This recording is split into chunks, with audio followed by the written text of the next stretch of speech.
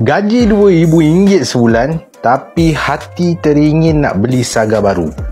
Mampu ke kau nak pakai dan bela Saga ni? Katalah kau nak ambil Saga variant 1.3 liter standard 80.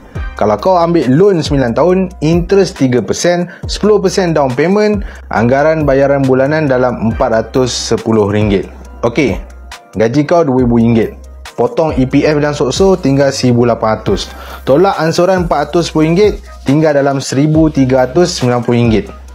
Itu belum masuk minyak, servis, road tax dan takaful. Anggaran minimum kos bulanan. Minyak RM200.5, servis campur wear and tear RM100 sebulan, takaful campur road tax RM100 sebulan. Tolak semua ni, baki tinggal RM940 untuk makan, sewa rumah, bil dan perbelanjaan lain.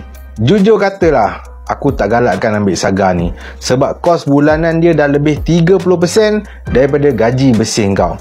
Tapi kalau kau nak sangat, kau kena sangat-sangat disiplin bab duit, sebab ada benda yang kau kena catu. Cumanya kalau kau dah ada tanggungan, rasanya kau kena utamakan apa yang utama dululah dengan duit gaji kau tu. Adakah gaji kau sekarang RM2,000?